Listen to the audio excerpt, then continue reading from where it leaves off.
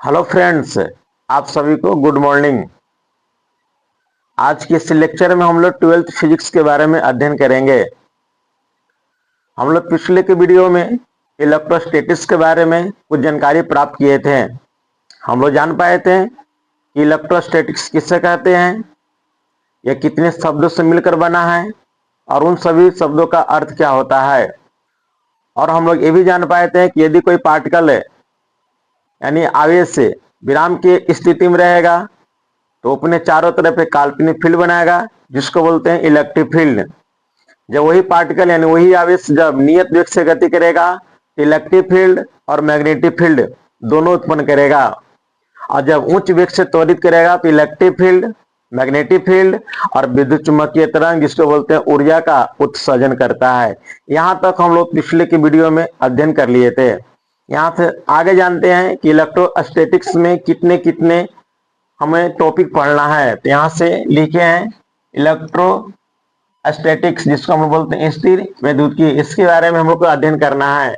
यहाँ पे लिखे पार्ट्स ऑफ इलेक्ट्रोस्टैटिक्स यानी इलेक्ट्रोस्टैटिक्स में हमें कितने पार्ट पढ़ना है। तो पहला को हम लोग बोलते हैं इलेक्ट्रिक चार्ज, इसको हिंदी में कहते हैं विद्युत आवेश।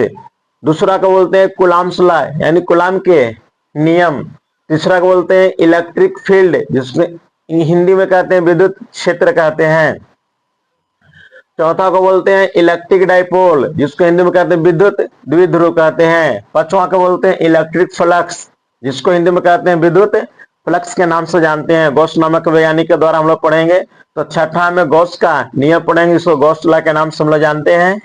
और सातवां में हम लोग पढ़ते हैं इलेक्ट्रिक पोटेंशियल जिसको बोलते हैं विद्युत विभव, और इसे हम लोग पढ़ लेंगे विभवांतर भी पढ़ लेंगे। विद्युत विभव के बाद हम लोग पढ़ना है विभवांतर, इसी के अंतर्गत आ जाता है, तो इसमें ऐड नहीं किए हैं।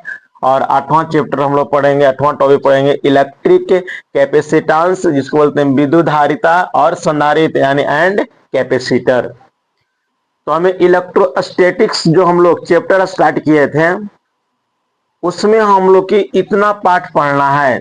जब इतना पाठ हम लोग पढ़ लेंगे तो हम लोग यहाँ से स्टार्ट करेंगे करंट, जिसको हम लोग बांटे थे इलेक्ट्रोमैग्नेटिज्म को दो भाग में, इलेक्ट्रोस्टैटिक्स और दूसरा को क्या बांटे थे इलेक्ट्रोडायनेमिक्स। इलेक्ट्रोडायनेमिक्स में आवेश किस अवस्था में रहती है, गति में रहती है। जब वहां पार्टिकल गति में रहेगा तो इलेक्ट्रिक फील्ड भी बनाएगा, मैग्नेटिक फील्ड भी बनाएगा और विद्युत चुंबकीय तरंग भी बनाएगा। तो इतना टॉपिक जब हम लोग पढ़ लेंगे तो हम लोग स्टार्ट करेंगे इलेक्ट्रोडायनेमिक्स। तो आप लोग इसको उतारिए और यहां से स्टार्ट करते हैं। इलेक्ट्रिक चार्ज क्या है, लेकिन एक छोटा सा जानकारी दे देते हैं। इलेक्ट्रिक चार्ज को पढ़ने से पहले कुछ बेसिक नॉलेज प्राप्त कर लेते हैं कि आवेश के बारे में कुछ अवधारणा दी गई है। कुछ साइंटिस्ट लोग को कुछ खोज किए थे, उन सभी का थोड़ा आदरणीय पूर्वक उनको नाम लेते हैं और जानते हैं कि आखिर इलेक्ट्रिक चार्ज के बारे में क्या क्या अवधारणाएं दी गई है। आप लोग इतना उतारिए। तो यहां से हेडिंग लिखे हैं बेसिक नॉलेज ऑफ इलेक्ट्रिसिटी यानी इलेक्ट्रिसिटी के बारे में कुछ पॉइंट है, उन सभी पॉइंटों को हम लोग को बारीकी तरह से अध्ययन कर लेना है। तो विद्युत यानी इलेक्ट्रिसिटी, तो विद्युत वह ऊर्जा है जिसके कारण किसी पदार्थ में हल्की वस्तुओं को आकर्षित करने का गुण होता है तो उसे इलेक्ट्रिसिटी कहते हैं। एक वैज्ञानिक था जिनका नाम था सर थॉमस ब्राउन। 1646 ईस्वी में उन्होंने इलेक्ट्रिसिटी की परिभाषा दिए थे और उन्होंने बोले थे कि इलेक्ट्रिसिटी किसी भी पदार्थ में हल्की वस्तुओं को आकर्षित करने का गुण होता है, उसी को इलेक्ट्रिसिटी कहते हैं। 1646 के आसपास में कोई नहीं जानता था कि हल्का पार्टिकल को इलेक्ट्रॉन कहते हैं। बाद में जब 1897 ईस्वी के आसपास में एक साइंटिस्ट आए जिनका नाम था जे थॉमसन, उन्होंने इलेक्ट्रॉन की डिस्कवरी किए। इलेक्ट्रॉन की डिस्कवरी करने के बाद में साइंटिस्ट लोग को ज्ञात हुआ कि जो हल्का पार्टिकल एक दूसरे को आकर्षित हो रहा था घर्षण करने के कारण, उन्हीं हल्का पार्टिकल को जे थॉमसन ने नाम दिए थे इलेक्ट्रॉन। एक छोटा सा जानकारी याद कर रहिएगा, आगे हम लोग पढ़ेंगे। नोट पॉइंट नंबर पहला लिखे हैं, इलेक्ट्रिसिटी यानी विद्युत का अर्थ ऊर्जा होता है। तो पूछे कि इलेक्ट्रिसिटी का अर्थ क्या होता है, रीजन क्या होता है, तो आप लोग बताइएगा कि ऊर्जा होता है।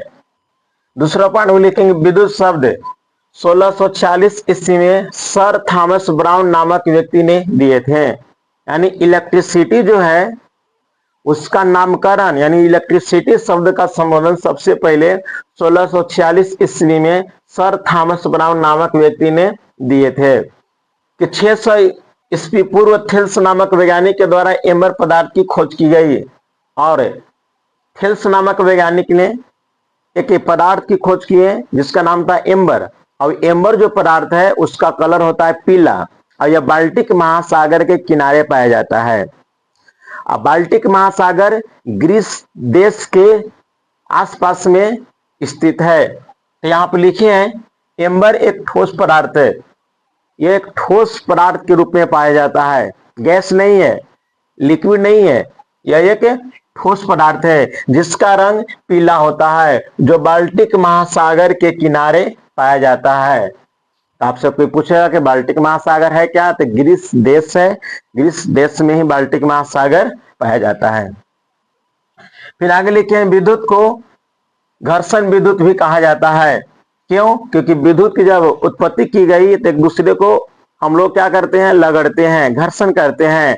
तो वहां से एक पदार्थ से कोई हल्का पार्टिकल निकलकर दूसरे पदार्थ की ओर आकर्षित हो जा रहा था या दूसरे पदार्थ से हल्का कण आकर्षित होकर पहले पदार्थ की ओर आकर्षित हो जा रहा था। तो एक दूसरे में यह आंतरिक क्रिया होते रहा, लेकिन इस बात को बहुत पूर्व कोई ज्यादा विशेष ध्यान नहीं दिए।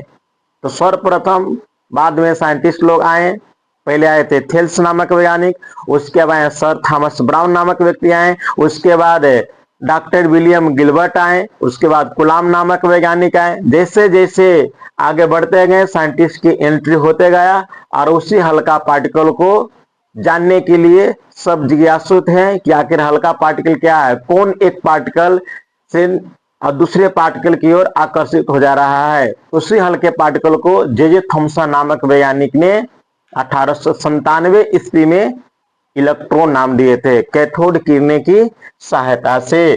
यहाँ पे जानकारी के लिए लिखे हैं कि थेल्स नामक वैज्ञानिक ग्रीस देश के रहने वाले थे।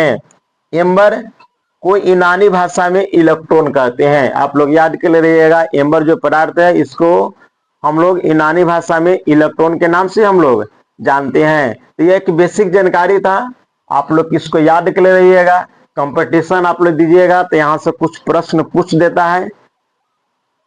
यहाँ तक हम लोग क्या सफर था, यहाँ से आगे हम लोग जान पाएंगे कि विद्युत आवेश क्या है, विद्युत आवेश किसे कहते हैं, विद्युत आवेश के गुण क्या होता है और विद्युत आवेश के फॉर्मूला क्या होता है, विद्युत आवेश की खोज किसने की थी, विद्युत आवेश को दो प्रकार में किसने बांटा था, यह सब हम लोग नेक्स्ट वीडियो में देखेंगे। अभी छोटा छोटा वीडियो बना रहे हैं, आप लोग यूट्यूब के माध्यम से बने रहिए और सपोर्ट कीजिए, सब्सक्राइब कीजिएगा। आज के लिए बस इतना ही।